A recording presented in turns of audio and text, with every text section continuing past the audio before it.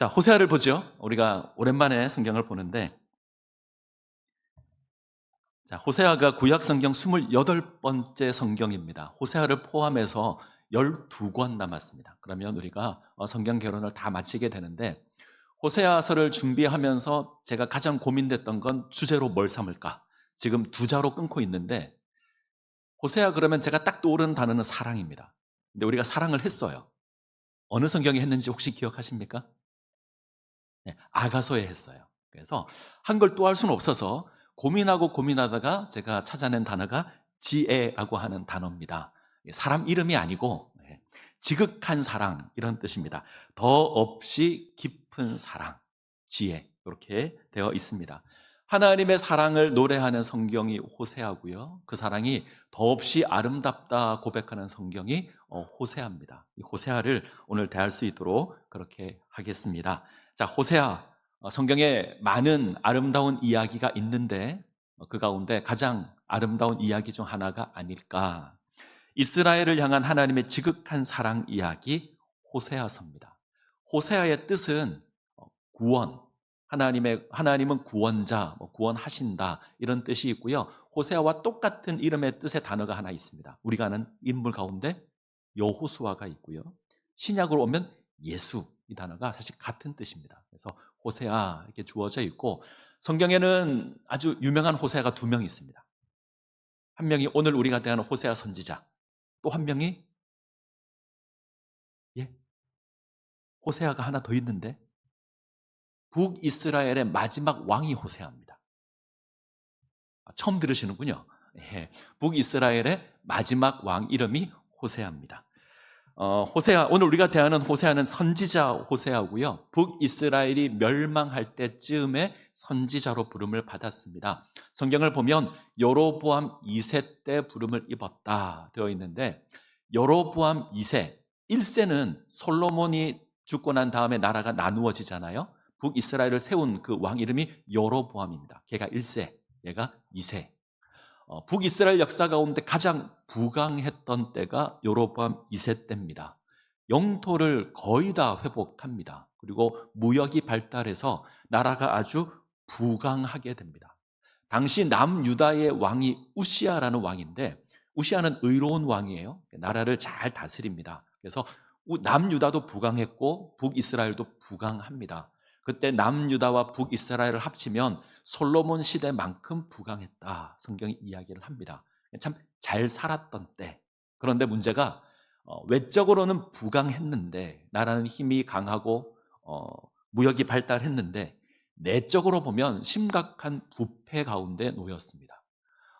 부자가 생겨나기 시작했고요. 이 부자들은 가난한 자들 억압해서 자기의 부를 배불리기에 힘썼습니다. 그래서 빈부격차가 나타나기 시작했고 가난한 자들이 많아지게 된 때가 이때입니다. 사회적으로 부패하게 되자 영적으로도 부패하게 되죠. 이스라엘이 하나님을 잊습니다. 그리고 바알을 섬깁니다.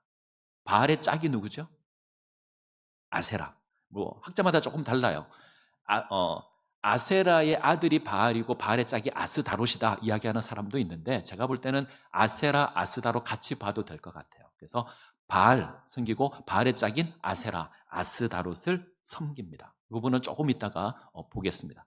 이 여로보암 2세가 죽습니다. 그러자 북이스라엘이 급격하게 몰락하기 시작합니다. 망하는데 25년 걸립니다. 5번의 반역이 일어납니다.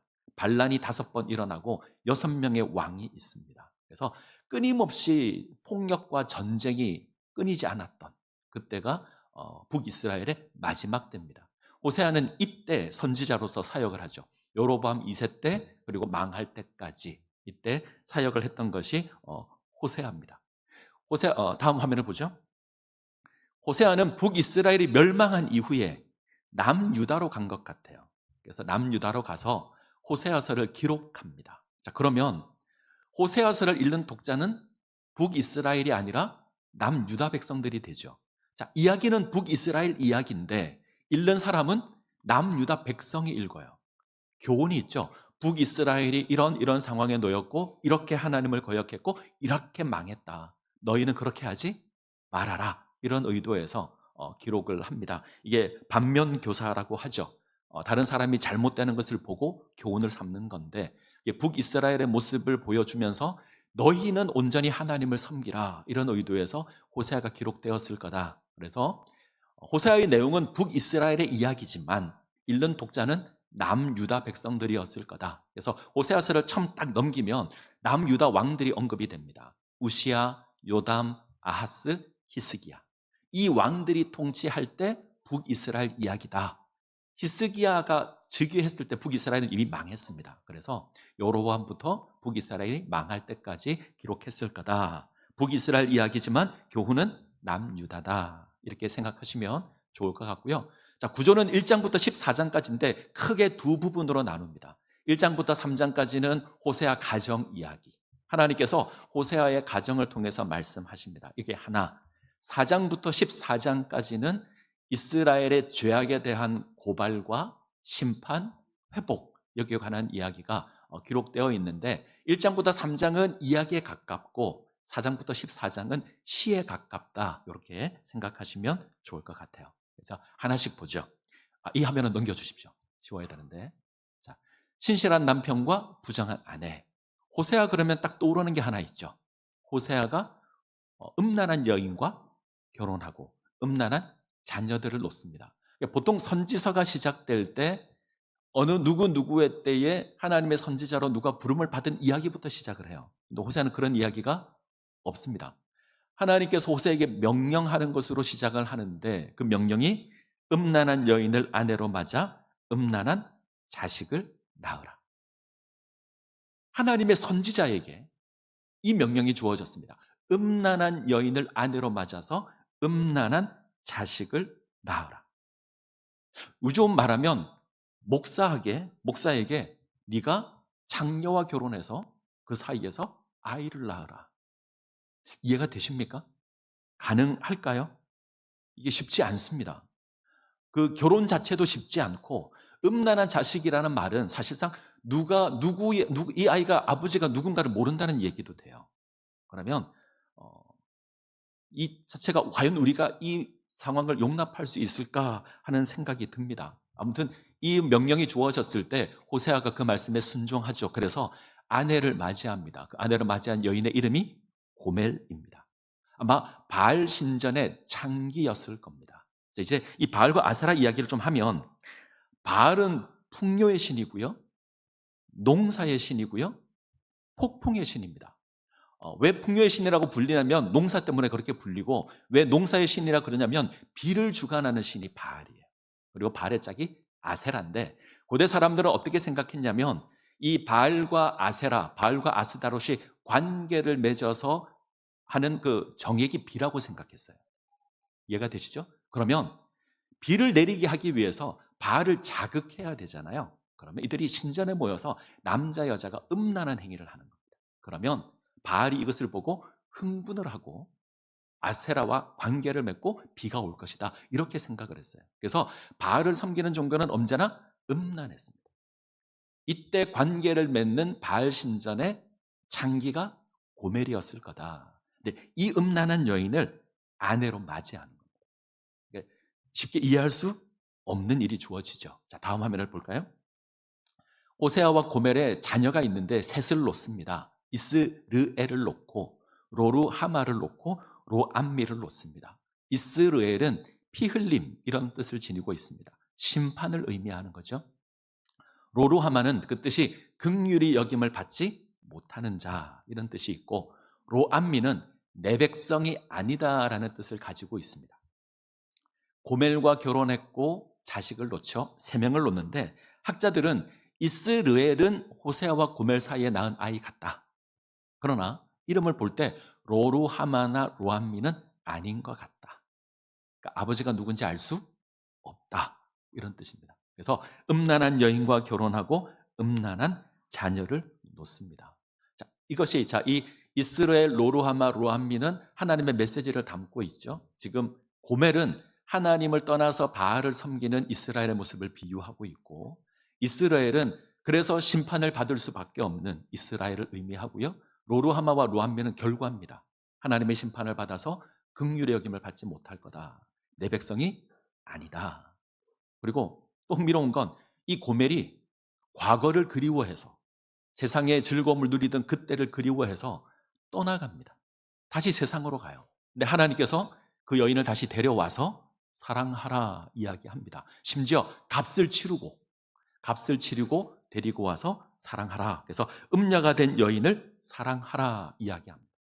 죄악을 인해서 심판을 받을 수밖에 없고, 그래서 긍휼의 여김을 받지 못하고 내 백성이 아니다 선포했는데 하나님 포기하지 않습니다.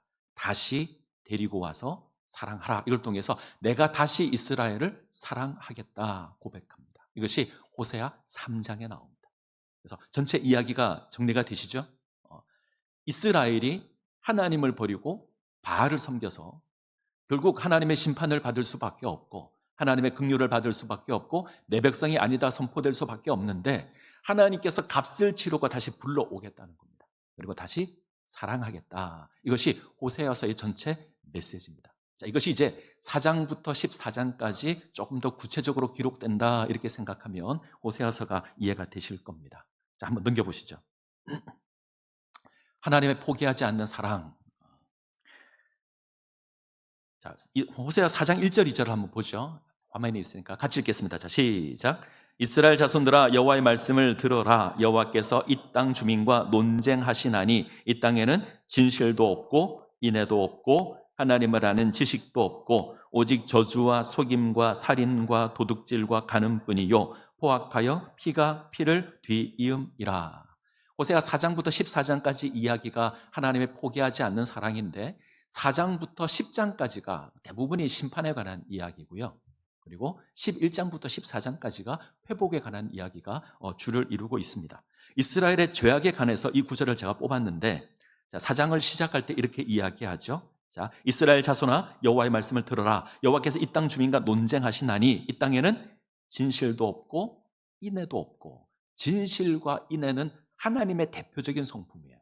그래서 하나님을 섬기는 것이 없다 이렇게 하셔도 됩니다. 자, 그리고 아래쪽을 보시죠. 저주와 속임과 살인과 도둑질과 간음과 포악하여 피가 피를 뒤엄이라. 이건 이 땅에서 주어진 불법적인 모습들. 그렇죠? 저주가 있고 속이는 게 있고 살인이 있고 도둑질이 있고 간음이 있고 피가 피를 뒤잇는다. 폭력과 반역을 이야기할 겁니다. 이게 끊이지 않아요. 자, 하나님을 거역하는 게 있고 세상이 불법으로 가득합니다. 이렇게 주어지는 근본적인 원인이 뭐냐 그러면 중간에 뭐가 있죠? 하나님을 아는 지식이 없어요. 하나님을 아는 지식이 없어서 진실도 없고 인애도 없고 하나님을 아는 그 지식이 없어서 저주와 속임과 살인과 도둑질과 간음과 포악과 피가 피를 부르는 이 죄악이 가득한 겁니다. 그래서 하나님을 아는 지식을 다시 지녀야 한다. 다시 하나님께로 돌아가야 한다. 호세아가 끊임없이 이야기하는 게 이겁니다. 하나님을 아는 지식을 지녀야 한다. 하나님께 돌아가야 한다. 그러면 너희가 살 것이다. 이해가 되시죠? 자, 그래서 주어지는 유명한 말씀이 있습니다. 호세아 6장 1절에서 3절. 한번 보죠. 우리가 잘 압니다. 이 구절은 어디선가 들어본 기억이 있어요. 자, 같이 읽습니다. 오라 우리가 여호와께 돌아가자. 여호와께서 우리를 찢으셨으나 도로 낫게 하실 것이요 우리를 치셨으나 싸매어 주실 것임이라. 여호와께서 이틀 후에 우리를 살리시며 셋째 날에 우리를 일으키시니리 우리가 그의 앞에 살리라. 그러므로 우리가 여호와를 알자. 힘써 여호와를 알자. 그의 나타나심은 새벽빛과 같이 어김없나니 비와 같이 땅을 적시는 늦은 비와 같이 우리에게 임하시리라 하니라. 너무 감격스러운 말씀이잖아요. 많은 사람들이 이 말씀을 호세아서의 주제일 거라고 생각합니다. 그리고 우리가 잘 압니다. 아마 설교도 많이 들으셨을 거예요. 그런데 조심하셔야 될 게 이게 누가 이 고백을 하는지가 중요합니다. 많은 사람이 호세아가 이러는 고백일 거라고 생각하는데 북이스라엘 백성들이 이러는 고백이에요. 지금 호세아의 이야기를 들었습니다. 너희가 하나님을 아는 지식이 없어서 하나님도 못 섬기고 온 세상에 죄악이 가득한데 하나님께 돌아가자. 하나님을 알자. 그러면 너희가 회복될 것이다. 그러자 이스라엘 백성들이 모여서 이 고백을 하는 거예요. 오라 우리가 여호와께 돌아가자. 우리가 돌아가면 하나님 우리를 찢으셨으나 낫게 하실 것이요 치셨으나 싸매어 주실 거다.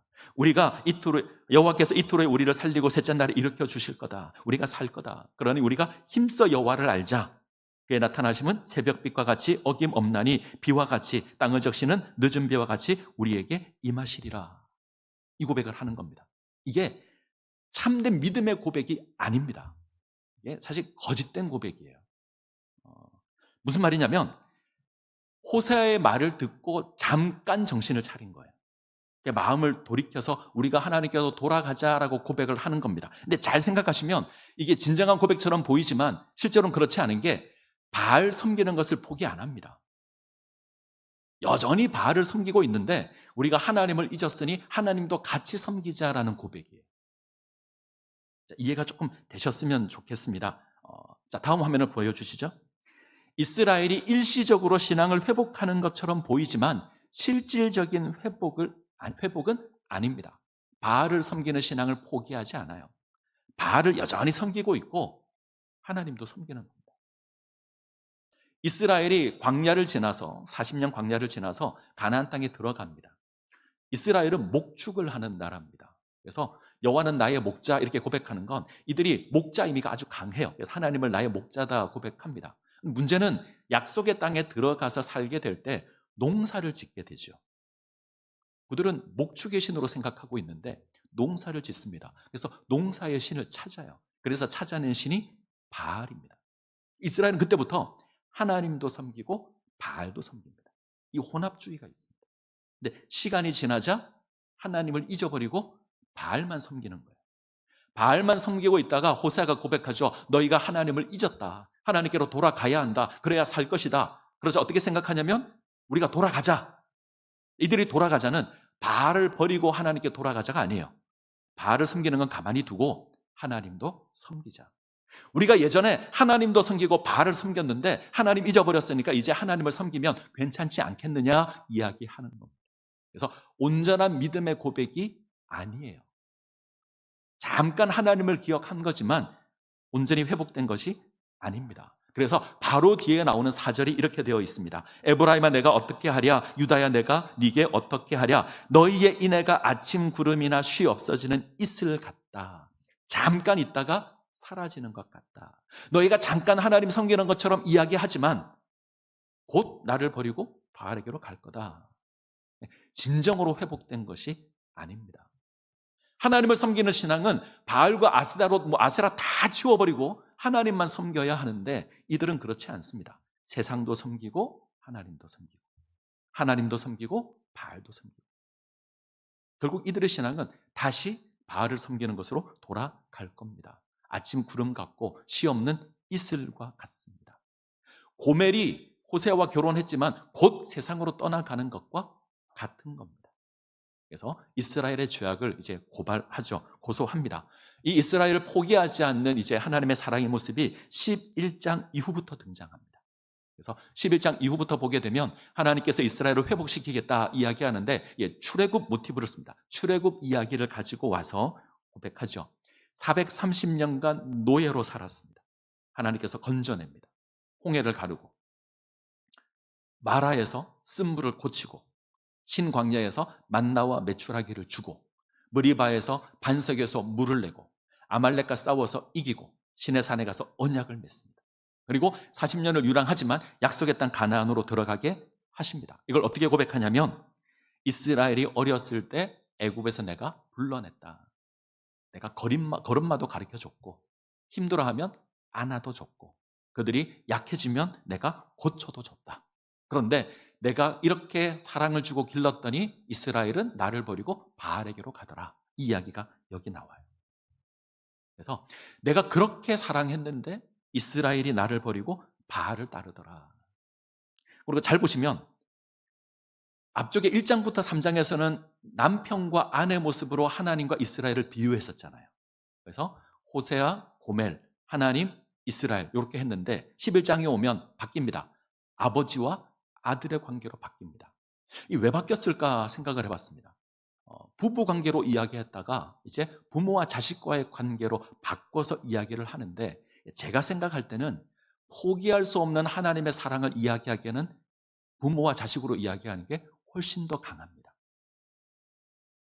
너는 내 아들이라 하나님 선포할 때 그 선포는 내가 절대 포기하지 않는다는 고백이에요. 그래서 하나님께서 아버지로 이스라엘을 아들로 표현한 이것은 하나님께서 절대 포기하지 않는다는 것을 강조하기 위해서 이렇게 바꾸지 않았을까 생각합니다. 그래서 이처럼 하나님을 거역한 이스라엘이지만 내가 변함없이 이스라엘을 사랑하겠다 고백하는 게 11장 이후의 내용입니다. 자, 그 다음 페이지를 가죠. 자, 성경을 한번 찾겠습니다. 히브리서 11장 8절. 호세아 11장 8절. 호세아 11장 8절.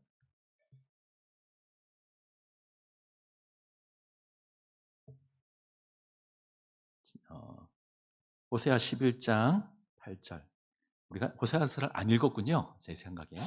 자, 8절을 보겠습니다. 같이 읽습니다. 에브라임이여 내가 어찌 너를 놓겠느냐, 이스라엘이여 내가 어찌 너를 버리겠느냐, 내가 어찌 너를 아드마같이 놓겠느냐, 어찌 너를 스보임같이 두겠느냐, 내 마음이 내 속에 돌이켜 나의 긍휼이 온전히 불붙듯 하도다. 하나님의 마음을 가장 잘 고백한 게 이 말씀이 아닐까 생각합니다. 에브라임이여 내가 어찌 너를 놓겠느냐, 이스라엘이여 내가 어찌 너를 버리겠느냐, 내가 어찌 너를 아드마같이 놓겠느냐, 너를 스보임같이 두겠느냐. 지금 이스라엘은 하나님을 버렸습니다. 하나님께서 애굽에서 건져내어서 걸음마 가르치고 힘들어하면 안아주고 약해지면 치료해주고 그렇게 보살폈는데 하나님을 버렸습니다. 그 떠나간 이스라엘을 바라보며 하나님 이르시는 고백이 에브라임아 내가 어찌 너를 놓겠느냐, 내가 어찌 너를 버리겠느냐, 내가 어찌 너를 스보임같이 두겠느냐, 내가 어찌 너를 아드마같이 놓겠느냐. 세 번역을 보시면 이 뒤에 이렇게 되어 있습니다. 너를 버리려고 해도 나의 마음이 허락지 않는구나. 떠나간 너를 나도 버리고 싶은데 내 마음이 그게 안 되는구나. 이런 고백입니다. 자, 다시 화면을 한번 보여주시죠. 호세아와 고멜 그림인데 옆에는 이 그림의 제목은 탕자 그림이죠. 탕자 이야기 아시죠? 둘째 아들이, 이 말 안 듣는 말썽꾸러기 둘째 아들이 자기에게 돌아올 몫을 다 가지고 떠나갔다가 모든 거 다 잃어버리고 완전히 망가져서 다시 돌아오는 그런 이야기입니다. 둘째 아들이 집을 떠납니다. 둘째 아들이 집을 떠났을 때 아버지의 마음이 어땠을까요? 말썽꾸러기 아들이 떠나가면 기분이 좋을까요? 흐뭇했을까요? 아닙니다. 속상했을 겁니다. 성경을 잘 보시면 아버지는 아들이 어디로 가서 뭐하고 사는지 다 압니다. 사람을 보내서 계속 체크했을 거예요. 그가 어디서 어떻게 사는지, 어떻게 방탕한 삶을 사는지, 어떻게 무너져 가는지 다 봤을 겁니다. 그리고 돌아오기를 기다리죠. 마을 오기에 나가서 아들 돌아오기만을 기다리고 있는 게 아버지의 마음입니다. 지금 하나님의 마음이 이 떠나간 탕자를 기다리는 아버지의 모습과 똑같습니다.